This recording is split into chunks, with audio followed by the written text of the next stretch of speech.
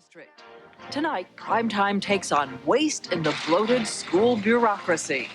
What about the roaches we saw in the home ec class? We spray it every week. Question is, Listen, get your cameras out of here. While your children attend classrooms in disrepair and under-equipped, we'll show you hidden camera footage of an administrator taking kickbacks for supplies and planning a vacation with the money. It's a really nice trip. I go every year. We are just plagued with a serious case of misplaced priorities. The school bureaucracy, a system where we're told the buck stops nowhere. Close the door. Hey. That story and Andy Rooney. Tonight. Report. We all know the problems. Too few teachers, crowded classrooms, test scores going down, and we're really the problem. Did you know Americans are now paying more than 4 times what we paid in the 1950s for education? That's 4 times corrected for inflation. In fact, on average, we pay as much per student per year in a public school as some private schools charge. That's $5,314. But what about the way the money is spent? Years ago, in an effort to standardize and improve our schools, bureaucracies were put in place that have grown larger and larger. Today, school administrators are entrusted with $263 billion and no obligation to run efficiently like a business. Which means what? Well, Primetime spent 5 months investigating all around the country. Let us show you what we found.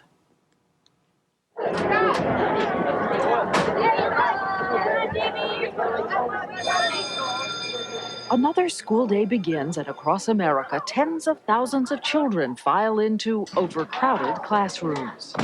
Please get that in the closet now. These New York 5th graders are jammed 40 to a room. Some of their friends learned math in the hall. In Florida, we found classrooms that are unusable if it rains. In Chicago, leaky roofs, squalid bathrooms with no doors.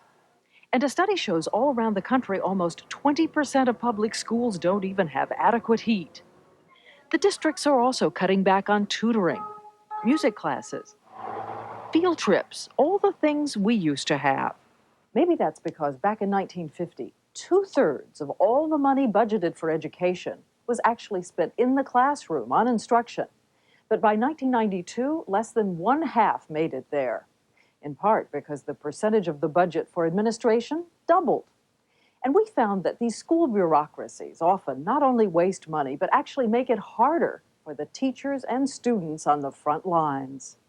We had these windows boarded up for about 5-6 months, and we don't have the foggiest idea when we will get the windows. Here in Los Angeles, Principal Yvonne Chan says the school bureaucracy is so inefficient, so slow. Months have gone by, and the missing windows in the portable classrooms still haven't appeared. This is where they're supposed to go? Right. And as for the computers she ordered, it's not been months, it's been years. All the plugs, all the wires, all the cords, but no system. You have the plug already and no system? Yeah, whatever. It was 1992 when she started wading her way through the labyrinth of red tape, filling out reams of paperwork. She had to complete 21 steps through 8 different bureaucratic departments. It took her almost a year and a half to get to step 14. Then they lost her paperwork. So you had to start again? Right. That's year 2. Year 3 is this year. I believe we are at step 19, but not 21 yet. No cigar. Not yet. Not yet. Meanwhile, a 3rd class of 6th graders will graduate this year from her school without getting to use the new system. And Chan's assistant, the one who placed the order in the first place? By next week, she'll have given birth to 3 kids. While waiting for the system. While waiting for the system. And guess what? Chan told us that if she had simply gone to an outside company, she could have got a comparable system cheaper and in only 3 months. And it's not just Chan. Susan Toya, a teacher in Palm Beach, Florida, says her district is simply throwing money away. She took us shopping to compare prices off the shelf at a local store with the supposed discounts the school is getting from its vendors through catalogs. Like this heavy-duty stapler. Here it's $21.99.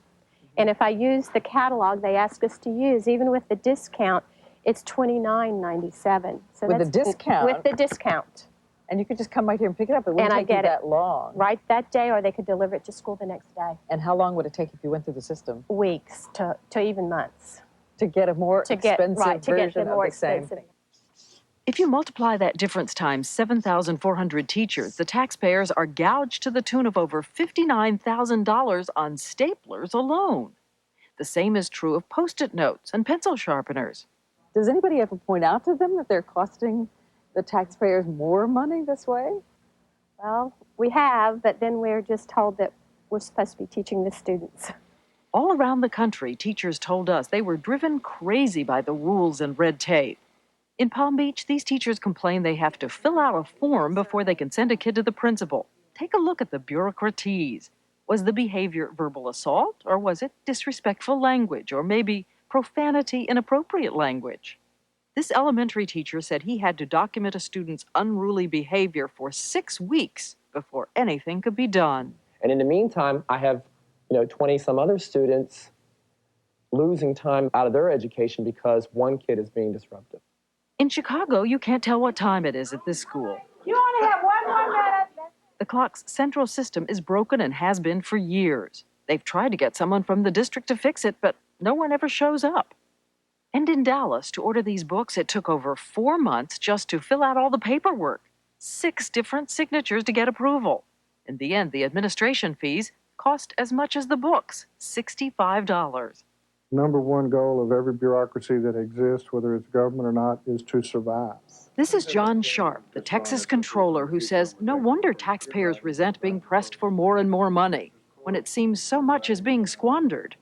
In one district Sharp studied, they had cut out all the Saturday tutorials and cut the budgets of all the schools. But he found they had 7 public relations officials on the payroll to take care of the district image. All told, Sharp found he could save over $100 million without touching the classroom, and that was in just 17 districts out of more than 1,000 in Texas. Too many people forget that they're there, whether they're the superintendent or the principal, to make sure that the classroom functions well. We are just plagued with a serious case of misplaced priorities. This is Marie Carter from the Folsom Cordova, California district. She's a school board member there and says she can't understand why school bureaucrats, for example, decide to spend nearly $1 million on this state-of-the-art barn to protect the buses, while the children at this school still have no place to play indoors when it rains. I think the parents would rather that their children were housed rather than that the buses were well housed. And as a subtraction lesson in how the bureaucracy has taken care of itself over the years, she told us how they budgeted this year's $77,000 in state grant money supposed to enrich the education of gifted students. We immediately spend about $23,000 on a portion of an administrator's salary. Then we spend $25,000 on clerical support. For the administrators? Yes, that's correct. Somebody to do the paperwork and shuffle papers and prove the kids are gifted and establish they're gifted.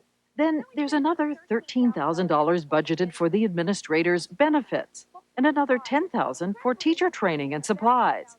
And the last $5,000? Does it broaden the horizons of the gifted student? No, it's used to pay for a substitute teacher so other teachers can spend time learning about gifted children. So you're talking about none of this money going actually into a special field trip or... No, we spend over 3/4 of this money on bureaucracy, basically. On layers of people and paperwork and documentation to prove the kids are gifted in the first place so that we can reapply and get the money next year. Houston teacher Carol Wagner says the priorities are upside down in Houston, too. She wishes she had more workbooks for her students. But instead, she points to the volumes of curriculum guides churned out each year by bureaucrats in the Houston administration system and says she and other teachers rarely refer to them. Out of these 51 curriculum guides, I think I use 2. Yet Houston pays $1.2 million for the whole curriculum department. Well, I suppose it keeps somebody with a job. But other than that, I don't see any purpose for these. Many people told us no business could afford to be so unresponsive to its clients. And what about careful supervision, accountability? We learned a lot of times school supplies simply walk out the door. Somebody is looting thousands of dollars worth of supplies from Detroit Public Schools. The big question tonight is who? In Detroit, police reports show $285,000 worth of warehoused school supplies disappeared over a 4-year period. In Kansas City, supplies worth millions are missing. Some were found dumped in a warehouse and forgotten. A Chicago audit showed that the school district there bought an 80-cent wall plate for $75. And for a $247 vacuum, the vendor charged the school system $1,350. And take a look at this hidden camera footage. It shows an administrator in the act of taking kickbacks from a vendor. She's saying how she plans to use the money to take a relative to Puerto Rico. It's a really nice trip. I go every year. In all, 25 corrupt district employees were caught taking a total of $125,000. This is a very strong case. To combat fraud, Ed Stanzik heads an investigative unit for the New York City School District. It's the only one like it in the United States. Where you have money, where you have jobs, where you have political influence, you have a corruption risk. So far, Stanzik has arrested close to 100 people. It was Stanzik whose team used those hidden cameras. Here, they catch a woman trying to buy her way into a principal's job. I'm going to give you 2 today. Okay. All right. $2,000. That's right. 2 plus 14, 15, 16. And that should be 400 there. You just bought your principal. Oh, yeah. Oh, yeah. Oh, yeah. But it's no wonder people want the administrative jobs. The average superintendent in this country makes over $90,000 a year. In Illinois, Superintendent John DeBono was paid $188,000 a year for overseeing only 5,000 students. And when Edward Murphy, salaried at $227,000, retired as superintendent of a Long Island school district, his retirement package netted him nearly $1 million more. And at one point in his career, he had a clause in his contract paying him for sick days even after he died. And talk about a good deal. In Washington, D.C., Alexander Brown is paid $70,000 a year to run the community schools program at 2 schools. But hardly anyone attends. At the class we went to, only 8 students showed up. We were told 4 came later. And remember, they have a teacher.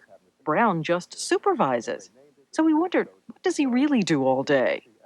We decided to follow him on 10 days selected at random.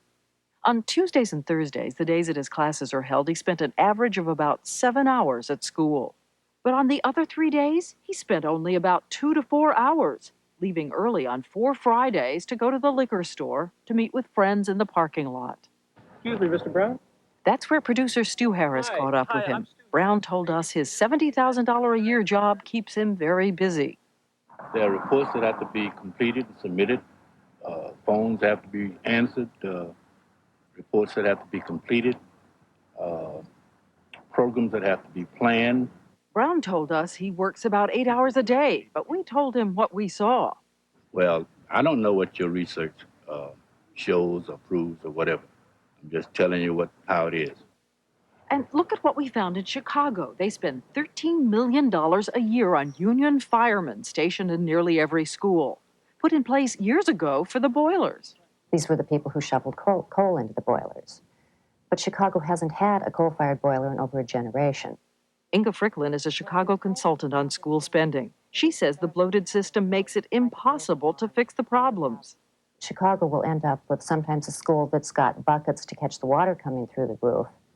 There's no money to repair that, but that same school may be having cabinet work done because there are cabinet makers on staff. Meanwhile, Chicago's schools are falling apart. When we went to Simeon High School, we found filthy bathrooms. The first thing that hits you is the smell when you walk in. Yeah, it's pretty strong. Dirty floors. That's paper that was swept in the corner and left there over the weekend. Cockroaches peeling paint. Even the students have complained, writing letters about the poor conditions, while the school has plenty of help. 14 employees and a budget of $800,000 for cleaning and maintenance. And when we watched the janitors one night, 2 of them were nowhere to be found. And look at the clock. It says 1947, only 7:47 in the evening. But they've already signed out, claiming on this sheet that they worked until 10:30. The engineer is supposed to supervise them. If it was up to me, I would give the engineer a pink slip. Even though John Everett is the principal of the school, he does not have the power to do that. The engineer belongs to a union. It's a good old boys network. Hello, Mr. Costello. We went to see James Costello, the school's head engineer. I'm Diane Sawyer. I've got these letters here. 200 letters and there's no comment? No comment. Now listen, get your cameras out of here. Nothing safe. That's it, Mr. Costello? That's a school employee at the door wanting some answers. Close the door. Hey. The same way he did you, he does me the same way. He hangs up on me when I call him on the phone. But what will happen to Mr. Costello? Who knows? In fact, his union supervisor just gave him a terrific performance grade, a 93. It's as though the system is constructed so that the buck never stops anywhere. Do I know who's the person responsible, accountable? I don't have a clue. Which brings us back to that principal, Yvonne Chan. You met her at the top of this piece. We wanted to see if we could help her get those computers after all these years. So we went to the huge central administration building to look for the man named Harry Grant, the Information Technology Division. So here we are. This is the Los Angeles School Central Administration Building, and I believe Mr. Grant's office is right down there, right straight ahead. She told us she's been calling him, trying to get him to install the system. Information Technology Division, we did it. Hi. We were greeted by Harry Grant's boss, Victor Placeris. I'm Diane Sawyer. Oh, I recognize the face. Harry Grant was there sitting at the table. Do you want to discuss this? Yeah, I think we should.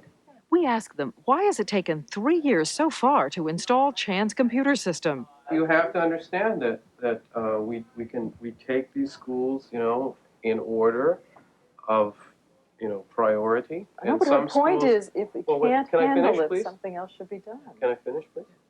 We take them in order, and if there are other schools ahead of them, we have to take them. Yeah, but if it's going to, her point is, if it's going to take 3 years her point to is have about, the her waiting point is a list. very valid point. She's absolutely right. It should never take 3 years. But what is Placeris's idea of the way to fix the problem? Well, he said, put more people in administration. So we pointed out that maybe something else is wrong. Maybe there are too many divisions involved and it could be simplified and done much better and more quickly. That's a possibility, and that would have to be looked at. You're right. That's all right. 3 days after our visit, Chan finally got her computers. She also got her Windows. But she told us she still can't use the computers because they're not working properly. And she said the system won't schedule anyone for training until school is over in July. Well, we're glad at least we helped Dr. Chan get her computers. Here's a note about her, by the way. In an unusual program, she was able to take over the budget of her school. She brought competition to the cafeteria, the bus service, the school's payroll, and says she cut out so much waste, she was able to save taxpayers $1 million in her first year running it. And she can now use that money to employ good new teachers. Coming up. With a look at a movement that you've probably heard something about, the charter school movement. Our Steve Avison visited one school that is taking a new approach to learning, and he joins us now with more. Charlie, the exciting thing about this school is the graphic that we did going into the commercial said that most people would give their schools a C-. This school gives the kids in this school give their school an A. The nationwide cry for a return to scholastic excellence has prompted numerous attempts at reform. Well, I've heard a lot about vouchers and privatization. The charter school approach may have quietly moved to the head of the class. I recently had a chance to view it firsthand at the Vaughn School in Los Angeles, which has transformed itself from a place that offers students a license to dream. The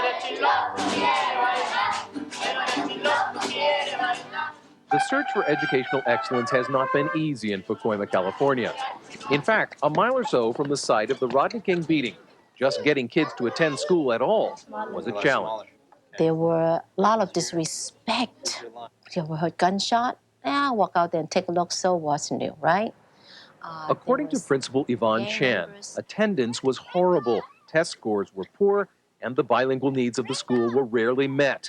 Parents were angry and desperate for change. The charter school program gave them the power to do that. Like most charter schools, the Vaughn subscribes to the 3 A's: accountability, achievement, and autonomy. But the big M is the big deal: money. They get the same budget as any other school in Los Angeles, with one big difference. Here, faculty and parents spend the money the way they see fit.